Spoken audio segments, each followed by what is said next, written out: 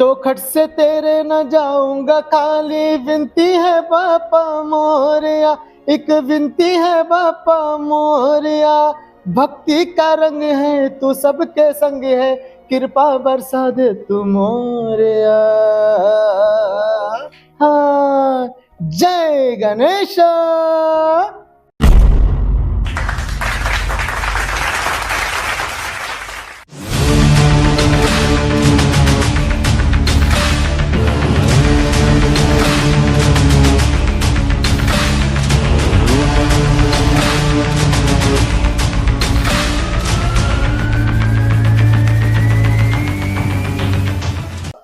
नमस्कार, मैं ऋषभ राज पाठक आपका स्वागत करता हूँ लीड लैब के मंच से। जिस प्रकार हम विभिन्न क्षेत्रों के दिग्गजों से आपको मिलाते हैं, उसी प्रकार कला के क्षेत्र के एक दिग्गज पंकज उमाले जी से हम मिलने जा रहे हैं।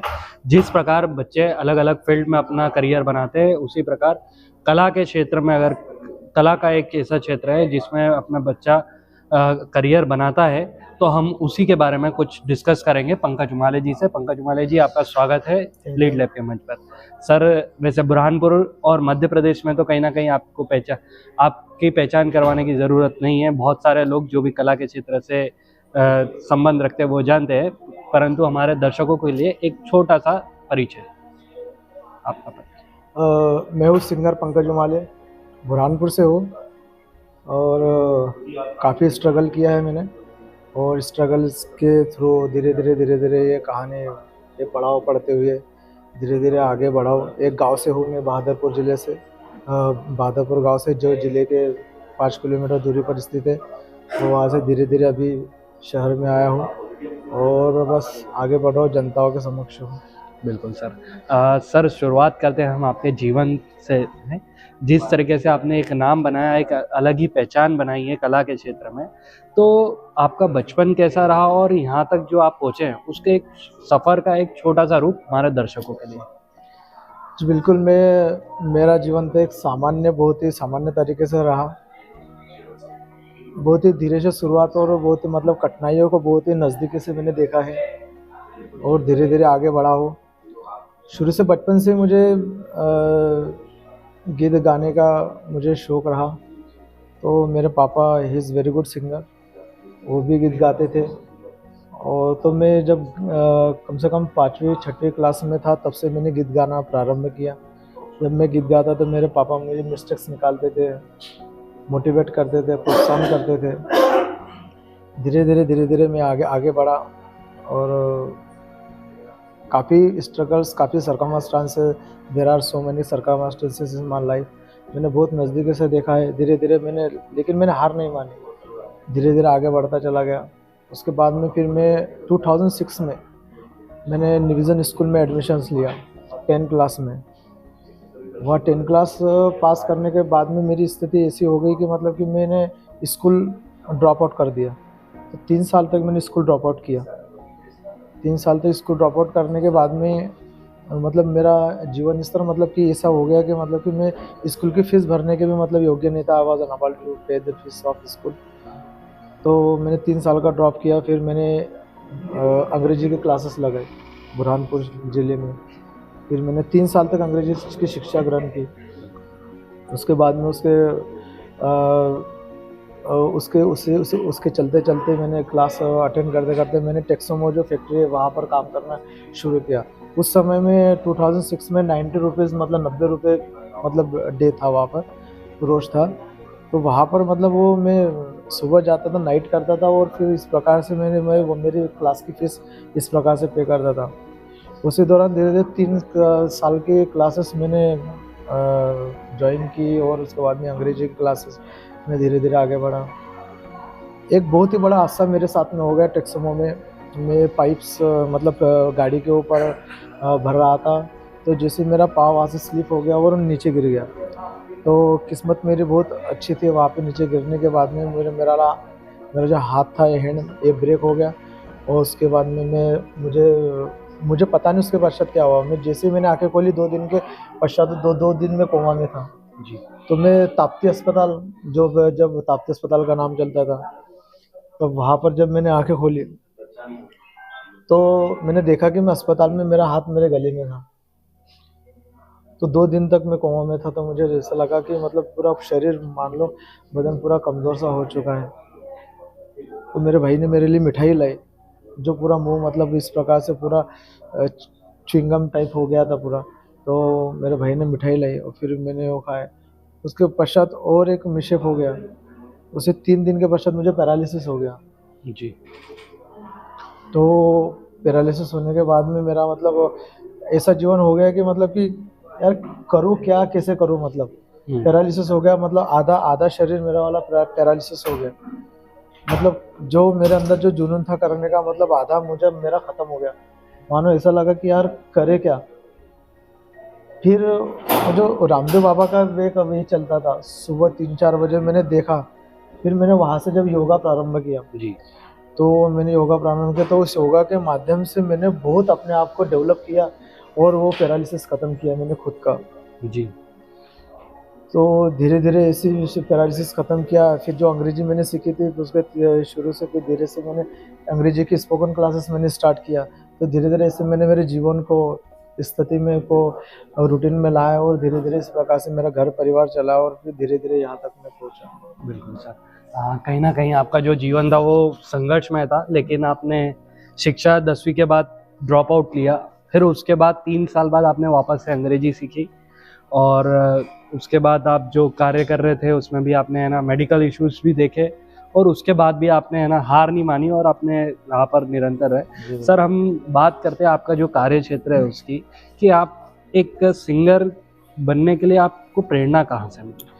जी, बिल्कुल बचपन से ही मतलब मैं तो शुरू से गीत गाता था बचपन से ही। पापा थोड़ा बहुत मुझे सिखाते थे और मैंने गीत गाना स्कूलों के माध्यम से 26 जनवरी 15 अगस्त जो होता था तो मुझे बहुत रुचि होती थी। मैं उस माध्यम से मतलब गीत गाया करता था। लेकिन मुझे बहुत अच्छा लगता था क्षेत्र, मुझे बहुत खुशी फ़ील होती थी जब मैं गीत गाता था, बहुत ही अच्छा लगता था। और उसके बाद में फिर मैंने गीत गाते-गाते मैंने लिखना भी प्रारंभ किया। जी। एज़ अ लिरिक्स राइटर मैंने लिखना प्रारंभ किया। तो मेरे बड़े पिताजी से मुझे ये प्रेरणा मिली लिखने की, क्योंकि वो नेशनल लेवल पर उन्होंने गीत लिखे। ज़माने में 1997 में उन्होंने सोनू जी के साथ में साधना सरगम, विनोद राठौर, कविता कृष्णमूर्ति से 36 गाने मतलब 3 एल्बम्स उन्होंने उस समय निकाले हैं। तो उन्होंने काफ़ी उम्दा काम किया है, तो उनके वो कहीं न कहीं ये गुण मेरे अंदर आए और मैं आज लिख पा रहा हूँ और आज गा पा रहा हूँ। मेरे पापा जी के जो ब्लड गिफ्टेड होता है लोग बोलते हैं, तो उसी की वजह से आज थोड़ा बहुत मैं मतलब कर पा रहा हूँ मार्केट में आज भी। बिल्कुल सर। सर जैसा कि हमारी टीम ने हमें बताया कि आप अलग-अलग टाइप के, बुरहानपुर एक छोटा शहर है, कहीं न कहीं उसमें कला के लिए बहुत कम स्पेस है वर्क करने के लिए और आप बुरहानपुर जैसे शहर में आपने एक बहुत बड़ा प्रोग्राम भी करवाया और अलग-अलग प्रोग्राम भी करवाते रहते हैं। तो वो किस टाइप की एक्टिविटीज़ होती है और उसके पीछे आपका मकसद क्या होता है? जी, एक्चुअली जो प्रोग्राम मैंने करवाया है इसके पीछे मतलब बहुत ही बड़ा रीज़न है। जिस प्रकार मैं म्यूज़िक से पिछड़ा, तो अभी आने वाले समय में मैं नहीं चाहता कि जो आने वाले जो सिंगर्स हैं, वो पिछड़े, कहीं न कहीं पिछड़ ना जाए वो। क्योंकि एक अच्छे सिंगर्स को एक अच्छा मंच, एक अच्छा माहौल अगर मिल जाएगा, तो कहीं न कहीं मैं जिस स्थिति से गुज़रा हूँ, उस स्थिति से वो ना गुज़रे। तो इसी प्रकार से तो मैंने एक नया एक छोटा-सा एक काम स्टार्टअप किया है कि हम लोग बाहर से जो सेलिब्रिटीज़, हमारे इतने मतलब इम्पोर्टेंस नहीं है या हमारी इतनी हैसियत नहीं है कि हम लोग डायरेक्ट जाकर बॉलीवुड में गीत गा सकें, परफ़ॉर्म कर सकें, उनके साथ में सेल्फ़ी ले सकें, उनके साथ में बात कर सकें, या इवन यहाँ तक कि we are unable to connect his number और मतलब नंबर भी लेने का। तो हमने सोचा कि वो जो बॉलीवुड के जो कलाकार हैं, वो क्यों ना हम हमारे क्षेत्र में लेकर आएँ। बिल्कुल। आज मेरी लिंक है, तो कहीं न कहीं मेरी लिंक के माध्यम से उन बॉलीवुड के कलाकारों को मैंने अभी बहुत बड़ा कार्यक्रम किया। बुरहानपुर में जो मैक्रोविज़न में जो देश का सबसे बड़ा ऑडिटोरियम है, वहाँ पर कार्यक्रम किया और गाँव-गाँव में जाकर तरह-तरह के सिंगर्स, अलग-अलग प्रकार के अलग-अलग ज़ोनर्स के सिंगर्स हमने निकाले और 13 सिंगर्स को हमने सेलेक्ट किया, उसमें से 3 सिंगर्स टॉप में आए हैं। तो आज कहीं न कहीं ये 3 सिंगर्स, जो 13 सिंगर्स निकले थे, फिर 3 सिंगर्स जो विनर हुए, कहीं न कहीं ये सिंगर्स आगे बढ़ेंगे, इनको प्रेरणा मिलेगी, इनको देखकर आने वाली पीढ़ी आगे बढ़ेगी, आगे प्रेरणा उनको मिलेगी, कहीं न कहीं हमसे जुड़ेंगे और इस प्रकार से हम लोग बच्चों को ही मोटिवेट करने का काम कर रहे हैं। बिल्कुल, मीन्स कि है ना, जो आप कार्यक्रम करवा रहे हैं तो जो बच्चे मार्गदर्शन की कमी के कारण पिछड़ जाते हैं जी और बहुत सारा स्ट्रगल फेस करना पड़ता है, तो वो आप बड़े सिंगर से उनका परिचय करवा रहे हैं, कहीं ना कहीं उनसे प्रेरणा दिलवा रहे हैं उनको उस आपके मंच के माध्यम से। बिल्कुल सर। सर, अगला क्वेश्चन हमारा आता है कि जैसे टीम ने मुझे बताया था कि आप कंपोजिंग भी करते हैं, सिंगिंग भी करते हैं, तो किस टाइप के गाने आपके कंपोज हुए हैं और आप किस टाइप के गाने सिंगते हो, और अगर हो सके तो एक गाना हमारे मंच से। जी बिल्कुल बिल्कुल।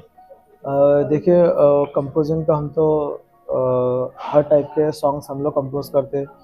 और वो होता है कि जिस प्रकार के जो सिंगर जो होता है वो हर सिंगर हर गाने के लिए परफेक्ट नहीं होता है। बिल्कुल। तो हम भी गाते हैं, मेरी टीम भी गाती है।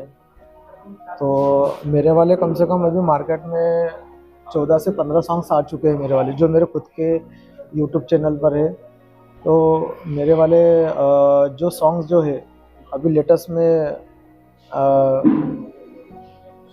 त्यौहार, अभी जो नवरात्रि का त्यौहार गया उसमें बॉलीवुड के फनकारा दीपाली सोमैया गाते हैं। इन्होंने मेरे एल्बम के पूरे 8 गीत गाए, जो एल्बम मेरे बड़े पिताजी ने लिखा था। 8 सॉन्ग्स उन्होंने पूरे सोलो लिखे हैं, मैंने कंपोजिंग की है उसमें।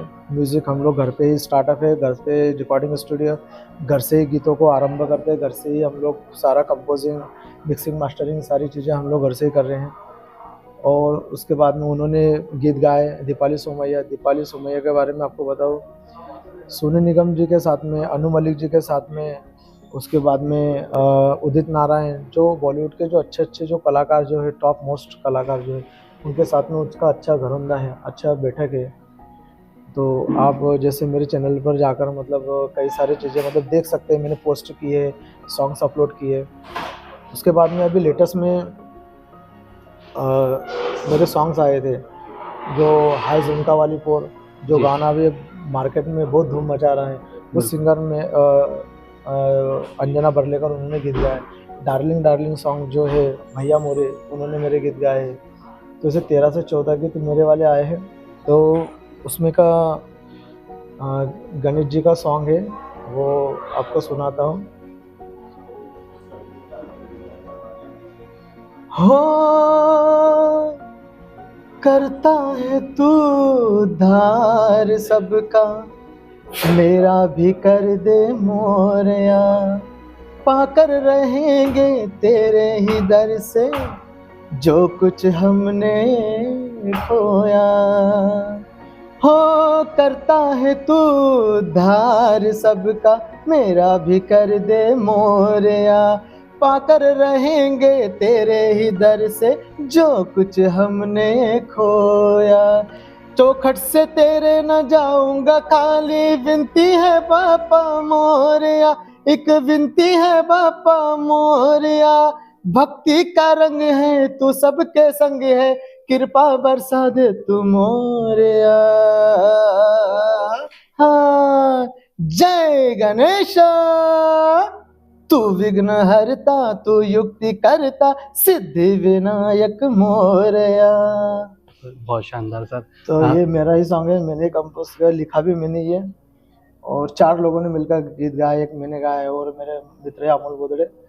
और उसके पश्चात जैसा मैंने बताया कि जो वायरल सॉन्ग्स अभी जो मार्केट में चल रहे हैं, अंजना बर्लेकर, भैया मोरे, 4 लोगों ने, क्योंकि बहुत टफेस्ट सॉन्ग बन गया था ये, इजी बनाना चाहता लेकिन टफ बन गया था, इस वजह से 4 लोगों का सहारा इसमें देना पड़ा। बिल्कुल सर। सर, अब हम आपके कार्य क्षेत्र की बात करते हैं कि अगर कोई दर्शक हमारा है जो अच्छा एक सिंगर बनना चाहता है, वो सिंगिंग में रुचि रखता है, तो एक अच्छे सिंगर के लिए किस गुणों को फॉलो करना चाहिए? जी बिल्कुल, ये तो बहुत ही मायने रखता है क्वेश्चंस। जैसा अपन अभी बुरहानपुर क्षेत्र में हम लोग बैठे हैं, अगर बुरहानपुर क्षेत्र की अगर अपन बात करते हैं, तो बुरहानपुर क्षेत्र में अभी जो म्यूज़िक को लेकर जो अभी कार्यस्थल पर जो सिंगिंग्स में आम लोगों की सुन रहा हूँ, जो आने वाले बच्चों की जो सिंगिंग सुन रहा हूँ, तो मुझे कहीं ना कहीं लगता है कि सिंगिंग का क्षेत्र अगर आप लोग अगर प्रोफेशन करना चाहते हो तो आपको एज अ ट्रेन होना पड़ेगा, क्योंकि कई सारी चीज़ें से होती है, मतलब कंपोजिंग आप लोग सुनना, एक हम लोग यहाँ तक कि हम लोग सुनते हैं किसी सिंगर्स को, तो वो भी हम लोग कॉपी नहीं कर पाते। जैसा हम लोग जैसा मैं एज वोकल कोच में हम लोगों ने ऑडिशंस भी लिए, तो बच्चों को मैंने समझाया जिस प्रकार से बच्चे गाना गाते थे, तो मैंने बीच बीच में उन लोगों को समझाया कि आप अगर सैड सॉन्ग गा रहे हो तो उसमें सैड फीलिंग्स आना चाहिए। जी। आप अगर एक हिप हॉप सॉन्ग गाते हो तो उसमें हिप हॉप आना चाहिए, तो एक तो फ्यूजन कव्वाली गाते हो तो फ्यूजन रॉ वोकल उसमें आना चाहिए। तो उसके बाद में अगर आप कव्वाली गाते हैं हाई नोट्स की, तो उसमें कव्वाली आना चाहिए। जैसा अभी एक सिंगर्स आए थे, हम लोग जैसे ऑडिशंस ले रहे थे, तो उन्होंने बाबुल की दुआएं गीत जो गा रहे थे, तो उन्होंने गाया था, बाबुल की दुआएं लेती जा, जा तुझको सुखी संसार। तो इस प्रकार से वो गीत गा रही थी। तो मैंने सोचा था ये तो गीत गा रहे जो मतलब जो नॉर्मल व्यक्ति होगा अच्छा गीत गा रहे, लेकिन इसमें जो एज अ मेच्योर जो सिंगर्स होगा वो तो बोलेगा ना कि नहीं इसमें जो चीज़ नहीं निकल रही मतलब वो निकलना चाहिए। तो वो जो सैड सॉन्ग्स जो सैड हरकत उसके अंदर है, जो जो सैड चीज़ें जो है वो नहीं आ रही है। तो मैंने उसको समझाया कि नहीं गीत आप गीत गा रहे हो, चलो ठीक है, अच्छा आवाज़ है, अच्छा वॉइस है, लेकिन आपको वो चीज़ें डालना पड़ेगी। तो इस प्रकार से मैंने उनको समझा कि सैड सॉन्ग अगर सैड उसमें है तो जैसा बाबुल की दुआएं लेती जा, तो ये निकलना चाहिए। अपन जब बाबुल की दुआएं लेती जा, जी। जा तुझको सुखी संसार मिले, मैके की कभी ना याद आए, ससुराल में इतना प्यार मिले, बाबुल की दुआएं लेती जा। तो ये चीज़ें निकलनी चाहिए, ये चीज़ें गले से आना चाहिए, क्योंकि आप सेट सॉन्ग तो सेट चीज़ें आनी चाहिए आपके गले। नाज़ों से तुझे पाला हमने, फूलों की तरह, कलियों की तरह, बचपन में झुलाया है तुझको, बाहों ने मेरी फूलों की तरह, मेरे बाग की है, जिस प्रकार मोहम्मद रफ़ी में गाया है, मेरे बाग की है नाजुक डाली, तुझे हर पल नई बहार मिले, मैके की कभी ना याद आए, ससुराल में इतना प्यार मिले। तो सेट सॉन्ग्स अपन गा रहे हैं ना, तो ये चीज़ें सीखना बहुत ज़रूरी है। तो ये जो आने वाले जो नवयुवक जो सिंगर्स है, इन लोगों के तक ये मैसेज जाना बहुत ज़रूरी है कि जो हम ऑडिशंस में सिंगर्स का जो वोकल जोन होता है, तो वो ना उस प्रकार से उनका जो वोकल जोन है वो सिलेक्ट गाना नहीं कर पाते। सिलेक्शन भी बहुत मायने रखता है। जी। गीत सिलेक्शन बहुत मायने रखता है, क्योंकि आप गीत सिलेक्शन अगर अच्छा नहीं करते हो, आपको सबसे पहले तो आपका वोकल जोन पहचानना पड़ेगा कि आप किस वोकल के जोन में, क्या आप रॉक अपने गाना पसंद करते हो, classical, sad song, hip hop, qawwali version, Sufi qawwali, मतलब उसके बाद में आशियाना कव्वाली, कई सारे टाइप्स होते हैं। तो आप अगर गाना किस प्रकार का, आपको खुद को पहचानना पड़ेगा कि मुझे किस प्रकार के गाने सूट करते हैं। मीन्स कि है ना, अगर मेरे को जहाँ तक जो चीज़ समझ में आई कि आपकी आवाज़ के साथ साथ आपको इमोशन भी कहीं ना कहीं उससे कनेक्ट करना है, और आपका कौन सा जोन है उस हिसाब से आपको सिंग करना चाहिए, जो भी सॉन्ग सिलेक्शन होना चाहिए। सर, अगला क्वेश्चन हमारा कि आपने जो एक अलग पहचान बनाई है, तो आप अपनी सफलता का श्रेय किसको देते हैं? देखिए, अभी तो जिस प्रकार से मैंने मेरी लाइफ का अचीवमेंट्स आपको बताया कि जिस प्रकार धीरे धीरे मैंने ज़िंदगी की शुरुआत आगे की, और अभी भी मतलब हम लोग अभी स्ट्रगल ही कर रहे हैं, मार्केट में आ रहे हैं अभी भी, मतलब इतना हम लोगों का भी इतना मंजिल, इतना सेटअप नहीं हुआ है, हम लोग कर रहे हैं। और हमारे साथ साथ कहीं ना कहीं मैं चाहता हूँ कि हमारे साथ साथ हमारी टीम जो है वो भी अच्छे सेटअप करे, और जो बॉलीवुड के जो स्टार्स जो मेरी लिंक है उनके बाद में जो धीरे धीरे हम भी मतलब करके वो लोग यहाँ पर आएंगे। तो इस प्रकार से हम लोग स्ट्रगल कर रहे हैं और आगे सेटअप हम लोग कर रहे हैं।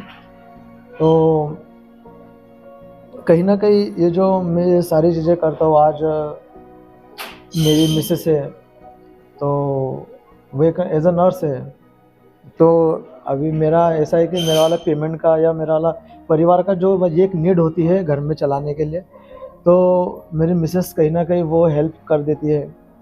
उसके बाद में मेरे पापा जो है वो भी कहीं न कहीं मतलब उनका भी बहुत बड़ा योगदान है। वो भी कहीं न कहीं मतलब आज 16 के एबव है, फिर भी वो काम कर रहे हैं। जी। एक कहीं न कहीं एक if buts and so I cannot describe it. तो वो भी कहीं न कहीं परिवार को सपोर्ट कर रहे हैं और मैं ये सारे खुले मंच पर मैं काम कर रहा हूँ और वो परिवार को हैंडल कर रहे हैं। उसके पश्चात आते हैं मेरे भाई।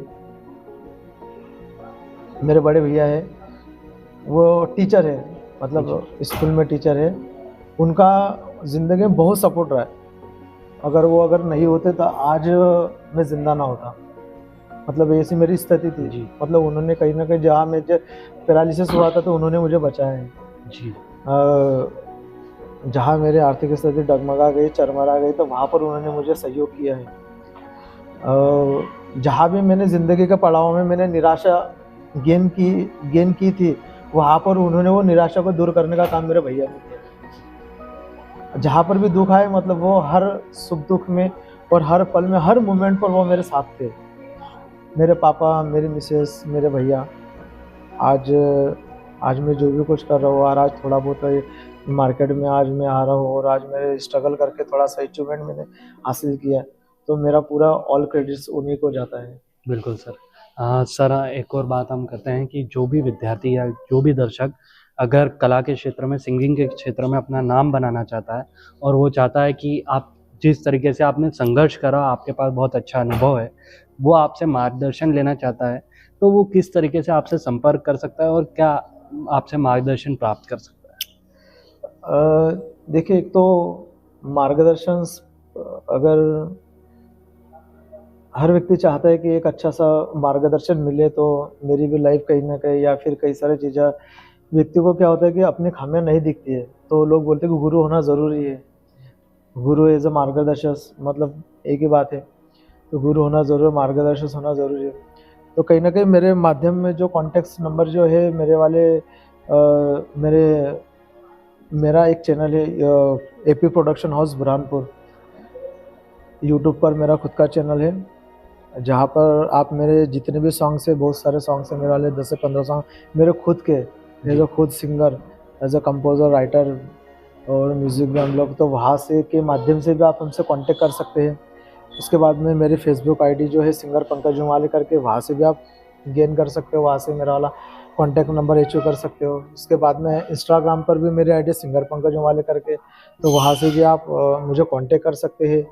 और बुरहानपुर के क्षेत्र में जो बच्चे अभी आगे बढ़ रहे हैं, जो सिंगर में अपना मुकाम हासिल करना चाहते हैं, उन्हें लगता है कि कहीं न कहीं हमें मार्गदर्शन लेना चाहिए, तो एनी टाइम आप मुझे कॉल कर सकते हो और मेरे रिकॉर्डिंग स्टूडियो में भी आप लोग आ सकते हो। कोई प्रॉब्लम नहीं, नो प्रॉब्लम्स, क्योंकि मैं चाहता हूँ कि जो व्यक्ति बढ़ने वाला है, देखो, आप कोई भी व्यक्ति अगर जो बढ़ने वाला है, आप कितनी भी दुनिया अगर कितनी भी कोशिश कर ले, कितनी भी ताकत लगाए, अगर उसे आगे बढ़ना था तो उसे दुनिया कोई ताकत रोक नहीं सकती। बिल्कुल सर। सर अगला क्वेश्चन कहीं न कहीं हमारे दर्शकों के लिए और देश के युवाओं के लिए एक छोटा-सा मैसेज। आप कला के क्षेत्र से आते हैं तो अगर वो गाने के माध्यम से हो जाए तो बहुत बढ़िया। देखो, एक आपने जैसे देशभक्ति का जो विषय निकाला, तो देशभक्ति में भूल ही गया था कि देशभक्ति के ऊपर भी मैंने एक सॉन्ग लिखा है, जी। जो मेरे यूट्यूब चैनल पर अपलोड है। वो एक बहुत ही अच्छा सॉन्ग है, जो मैंने गाया है, कंपोज भी मैंने किया, म्यूज़िक भी दिया है। चमन को अपने हम बचाने, कर्ज माँ का हम चुकाने, आग दिल की हम बुझाने, लाल बन के चल पड़े, हाँ लाल बन के चल पड़े, हाँ लाल बन के चल पड़े। चमन को अपने हम बचाने, कर्ज माँ का हम चुकाने, आग दिल की हम बुझाने, लाल बन के चल पड़े, हाँ लाल बन के चल पड़े। चल पड़े, चल पड़े, चल पड़े, चल पड़े, चल पड़े। जबरदस्त सर। तो ये भी मतलब अपने देशभक्ति का सॉन्ग था, तो मेरा अभी आ गया याद कि मतलब देशभक्ति का सॉन्ग भी हम लोगों ने लिखा हुआ है। मीन्स कि आपने हर एक फील्ड में कहीं ना कहीं अपनी रचनाएं करी हैं। जी बिल्कुल। और सर अगला एक और मैसेज चाहेंगे हम हमारे देश के युवाओं के लिए, स्पेशली कलाकारों के लिए, आप क्या कहना चाहेंगे? कलाकारों के लिए तो सबसे पहले तो बड़ी बात यह है कि सबसे बड़ी सौभाग्य की बात यह है कि हम लोग जो मुंबई में जो सॉन्ग रिकॉर्डिंग करते थे और जो मुंबई में जो एटमॉस्फेयर है वो मैं बुरहानपुर क्षेत्र में ला रहा हूँ। और मेरा तो सिर्फ अभी एक ही मकसद रह गया कि बुरहानपुर शहर को म्यूज़िक का हब बनाना है। जी।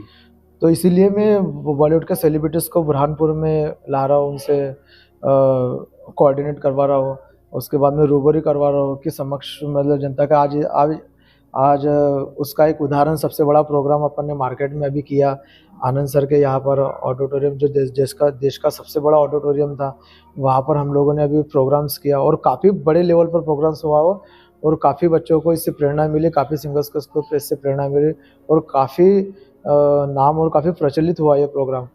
तो बॉलीवुड के स्टार्स को हम लोग यहाँ पर ला रहे हैं।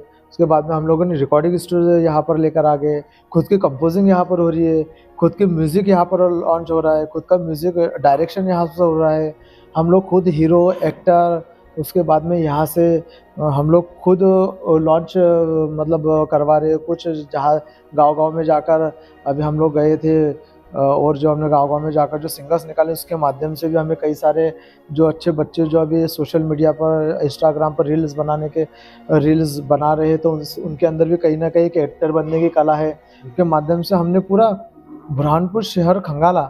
तो हमें लगा कि नहीं, यहाँ से भी कुछ न कुछ कलाकार निकल सकते हैं। तो मेरा संदेश सबके लिए यह रहेगा कि अभी मुंबई और जलगांव और नासिक जाने की कोई ज़रूरत नहीं है, वो सारी चीज़ें अपन लेकर आए यहाँ पर आगे बुरहानपुर शहर में। आप लोगों को कभी भी कोई मदद की ज़रूरत है तो मैं एनी टाइम्स, आप you can call me any times, I am present for you. Okay sir, कहीं ना कहीं आप जो चीज़ों की कमी आपने फेस करी उस चीज़ को आप फुलफ़िल करना चाह रहे हैं कि बुरहानपुर जो एक छोटा सा क्षेत्र है वहाँ पर आप सारे रिसोर्सेस अवेलेबल करवा रहे हैं इस क्षेत्र के लिए, तो ये बहुत बड़ी बात है सर। और साथ ही हम आपका जो ये साक्षात्कार रहा, इसमें आपने लीड लैब के मंच के सारे सवालों के जवाब बड़े बखूबी तरीके से दिए। हमारा अंतिम प्रश्न है कि आपको लीड लैब के मंच पर आकर आपका अनुभव कैसा रहा? देखिए, अभी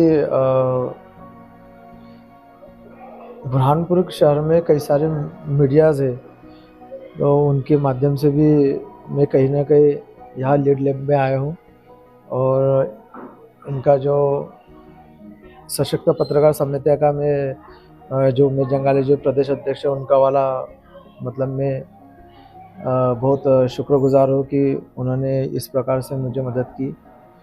और कहीं ना कहीं मतलब एक मीडिया के माध्यम से मतलब बुरहानपुर के हर न्यूज़ चैनल पर मतलब अपना शो रहा और कहीं ना कहीं उनका भी बहुत बड़ा योगदान रहा मुझे लाइट में लाने के लिए।